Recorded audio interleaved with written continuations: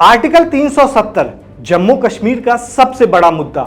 इस मुद्दे पर सुप्रीम कोर्ट का सुप्रीम फैसला आ गया है। आर्टिकल 370 हटाने की 4 साल 4 महीने बाद सुप्रीम कोर्ट ने ऐतिहासिक फैसला लेते हुए कहा है कि अब आर्टिकल 370 पर चर्चा करना मुनासिब नहीं है। सुप्रीम कोर्ट की 5 संसदीय बेंच ने अपने फैसले में कहा है कि 5 अगस्त 2019 को केंद्र सरकार ने जो फैसला लिया था वो सही था और यह बरकरार रहेगा। सीजेआई डीवाई चंद्रचूड़ ने अपने फैसले में कहा कि जब जम्मू कश्मीर भारत का हिस्सा बना तभी से जम्मू कश्मीर संप्रभुता खत्म हो गई थी। ऐसे में राष्ट्रपति के पास जम्मू कश्मीर को लेकर फैसला लेने का पूरा अधिकार है। इस फैसले के साथ ही जम्मू में कई जगहों पर जश्न का माहौल है, तो वहीं कश्मीर के नेताओं में मायूसी भी छाई हुई है। आर्टिकल 370 पर फैसला आने के बाद महबूबा मुफ्ती ने विवादित बयान जारी किया है। एक वीडियो जारी करते हुए उन्होंने कहा है कि सुप्रीम कोर्ट ने जो फैसला सुनाया है वो निराशाजनक है, लेकिन हमें निराश होने की ज़रूरत नहीं है। यह हमारी हार नहीं है, यह भारत की हार है। जिस गंगा जमनी तहजीब के साथ कश्मीर के मुसलमानों ने पाकिस्तान को दरकिनार करके गांधी के मुल्क के साथ हिंदू भाइयों के साथ हाथ मिलाया, ये उनकी हार है। यह सिर्फ जम्मू कश्मीर के लिए ही नहीं, पूरे भारत के लिए सजाए मौत से कम नहीं है।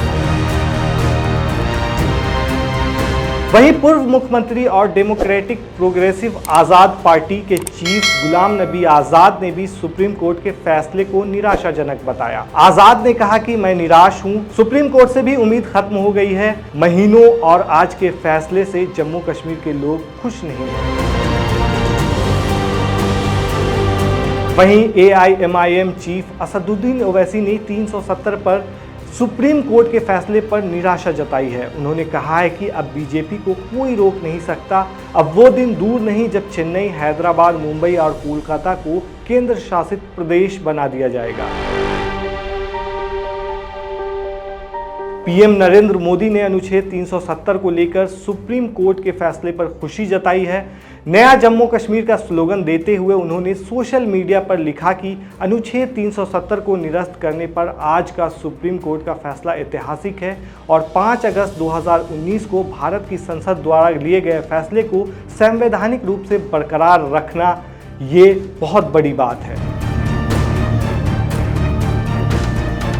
बता दें कि केंद्र सरकार ने 5 अगस्त 2019 को संविधान के अनुच्छेद 370 के प्रावधानों को निरस्त करने का निर्णय लिया था। केंद्र के इस फैसले के बाद जम्मू से विशेष राज्य का दर्जा छीन लिया गया था और जम्मू कश्मीर और लद्दाख 2 केंद्र शासित प्रदेशों में बांट दिया गया था। इस फैसले के खिलाफ सुप्रीम कोर्ट में याचिका दायर की गई थी। वहीं केंद्र सरकार ने सुप्रीम कोर्ट में तर्क दिया था कि जम्मू कश्मीर में अनुच्छेद 370 हटने के बाद अमन और शांति आई है, विकास कार्यों में भी तेजी आई है, आतंकी घटनाओं में कमी आई है, युवाओं को रोजगार की तरफ आकर्षित देखा जा रहा है, शिक्षा के क्षेत्र में भी बदलाव आया है, स्वास्थ्य सेवाओं के लिए एम्स बनाए जा रहे हैं। आखिर ये आर्टिकल 370 है क्या? चलिए इसको समझने की कोशिश करते हैं। आर्टिकल 370 भारतीय संविधान का एक विशेष अनुच्छेद था जो जम्मू कश्मीर को भारत में अन्य राज्यों के मुकाबले विशेष अधिकार प्रदान करता था। मोटा मोटी कहे तो अनुच्छेद 370 के प्रावधान के मुताबिक रक्षा, विदेश, वित्त और संचार मामलों को छोड़कर भारतीय संसद को राज्य में किसी कानून को लागू करने के लिए जम्मू कश्मीर सरकार की मंजूरी की आवश्यकता होती थी।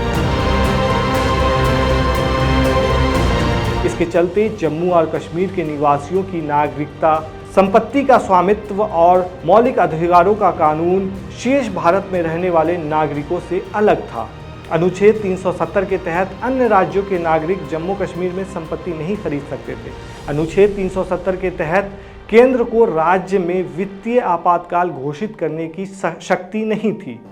यह कानून जम्मू कश्मीर में करीब 7 दशक से चला आ रहा था। दरअसल अक्टूबर 1947 में कश्मीर के तत्कालीन महाराजा हरि सिंह ने भारत के साथ एक विलय पत्र पर हस्ताक्षर किया था।